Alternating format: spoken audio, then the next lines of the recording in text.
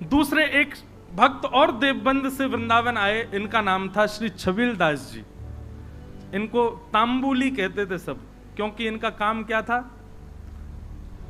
बीड़ी बनाना, तांबुल पत्र आदि सब समेट करके और बीड़ी बनाकर, अच्छा पूरे जहां कहीं भी रस भाव से ठाकुर जी की सेवा होती है, अनेक स्थानों पर महाराज जी बीड़ा का भोग लगता, पर हमारे वृंदावन में बीड़ी का भोग लगा, बीड़ी छोटी छोटी।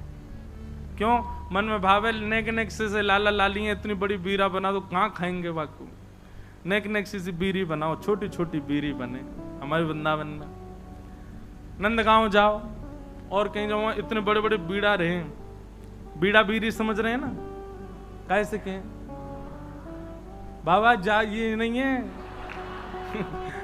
बाबा दूर तक कर रहे हैं, वो बीड़ी नहीं है, बीड़ी पानते कहीं बीड़ी, जय हो भैया अरे राम प्रियालाल जी की सेवा में बीड़ी बढ़िया भैया, मैंने पूछ ली,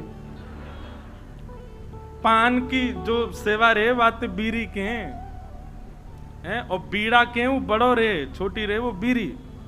तो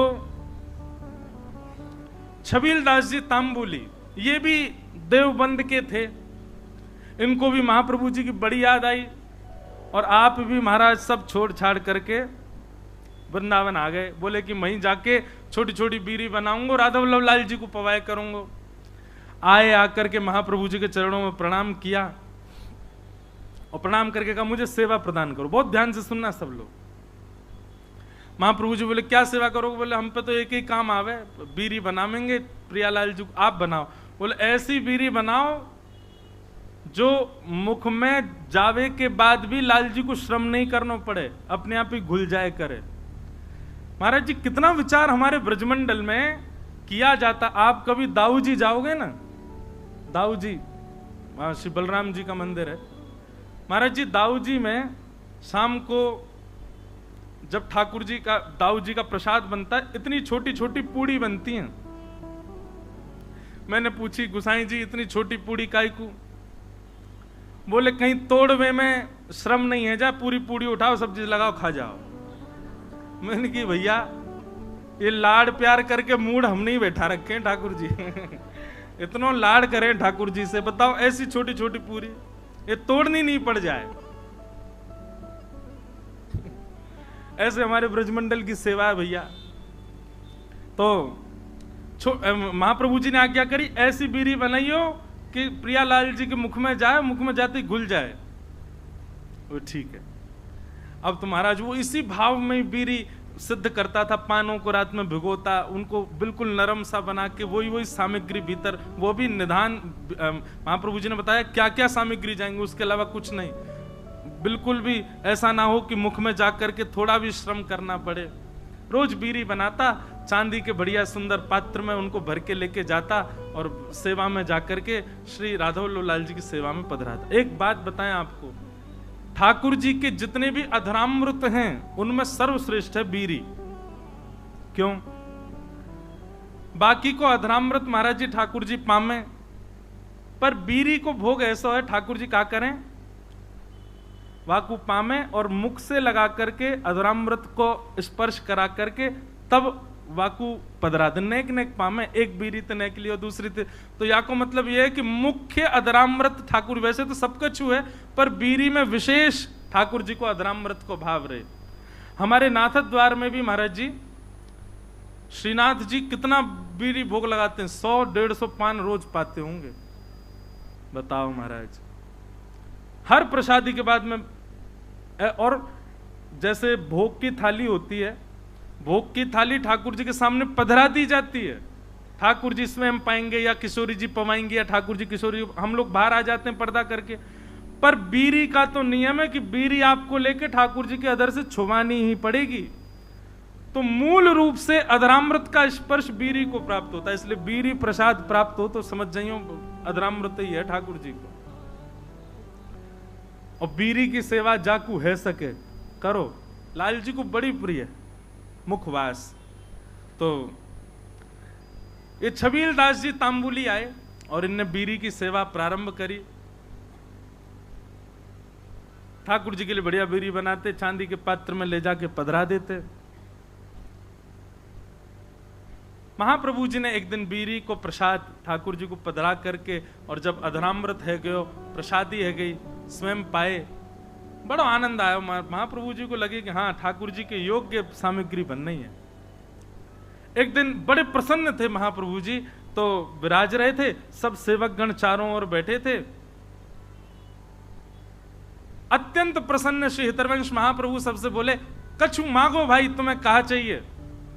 आज मैं इतना प्रसन्न हूं, आज प्रियालाल जी को ऐसा दर्शन भयो है, इतनो आनंद मन में उमड़ रहे हो कि मन एरो जो मांगोगे सो दूंगो, बताओ क्या चाहिए। चरण दबा रहे थे छबील दास जी तांबुली, कोई हाथ दबा रहे हैं, सब सेवा कर रहे हैं। हाँ भाई तांबुली छबील दास, तू बता क्या चाहिए। तेरी बीरी पाई, बहुत बहुत स्वाद, और बिल्कुल ऐसा लग रहा हो कि हाँ प्रियालाल जी को सुख मिलता होगा, बता कहा चाहिए। आहा, छबील दास तांबुली चरण दबाते दबाते बोले, जो मांगूंगा सो दोगे। महाप्रभु जी बोले, कहा चाहिए बता, आज्ञा कर।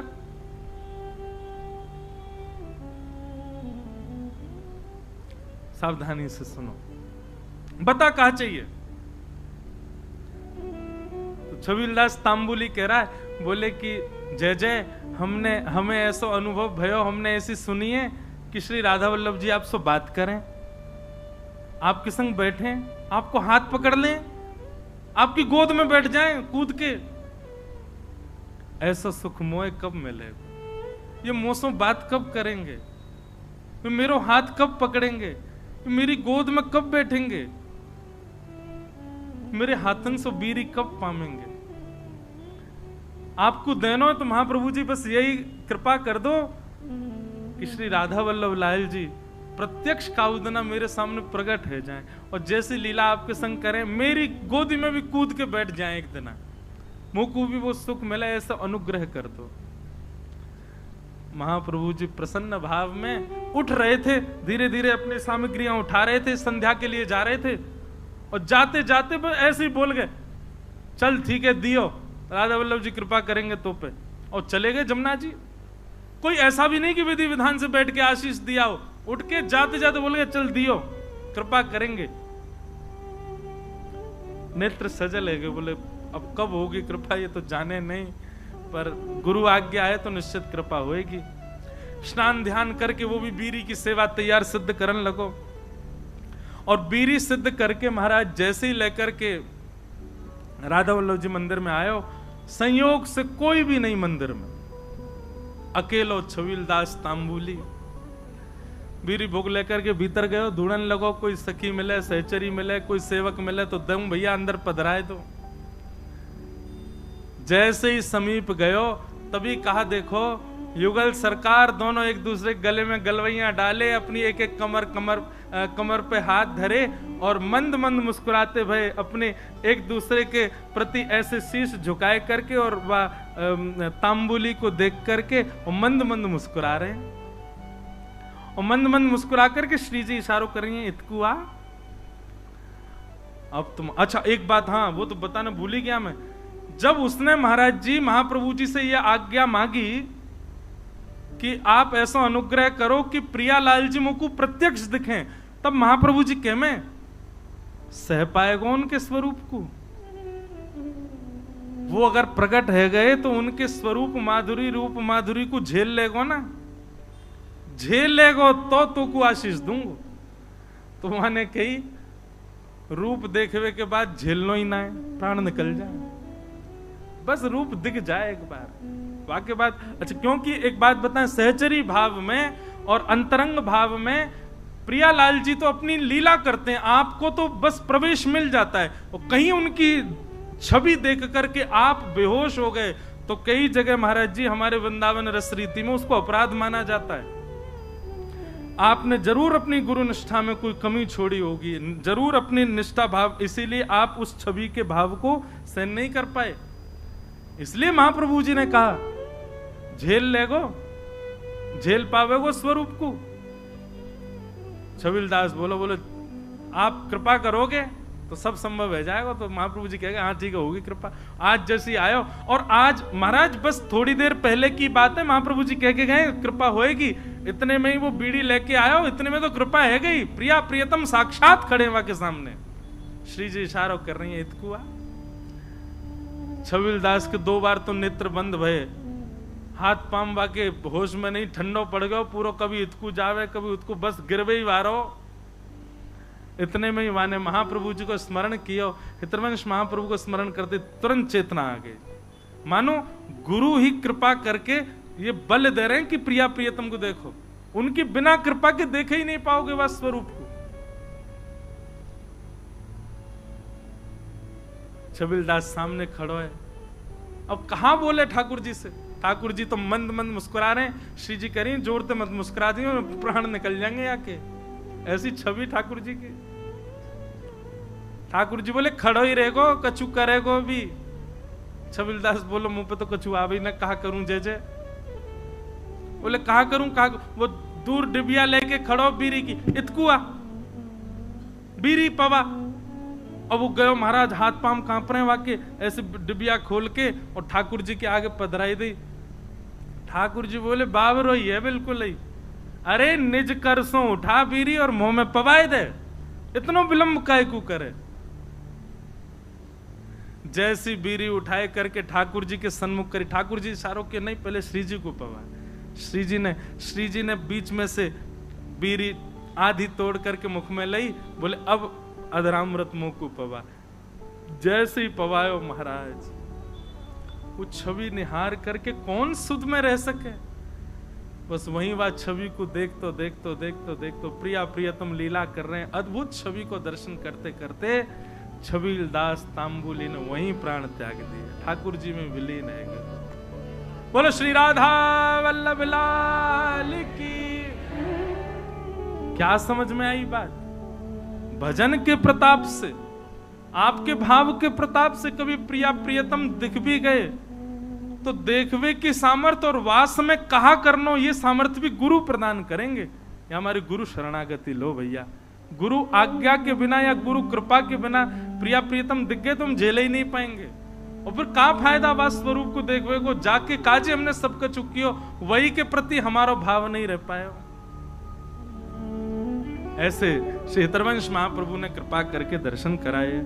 जय जय राधा वल्लभ हित हरि वंश, जय जय राधा वल्लभ हित हरि वंश, जय जय राधा वल्लभ हित हरि वंश, जय जय राधा वल्लभ हित हरि वंश, जय जय राधा प्यारो हरि वंश, जय जय राधा वल्लभ प्यारो हरि वंश, जय जय राधा वल्लभ प्यारो हरि वंश, जय जय राधा वल्लभ प्यारो हरि वंश, जय जय श्री वृंदावन श्री वनचंद्र, जय जय श्री वृंदावन श्री जय जय राधा वल्लभ श्री हरि, जय राधा वल्लभ हरि, जय जय राधा वल्लभ हित हरि वंश, जय जय राधा वल्लभ हित हरि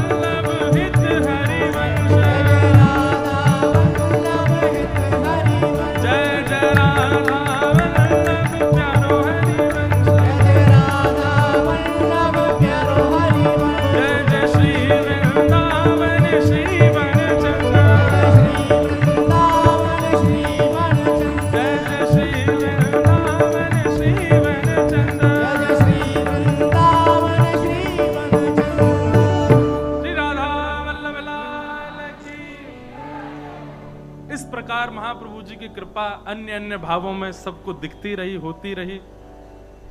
अब बड़े सुंदर 2 चरित्र और हैं, इनको सुना।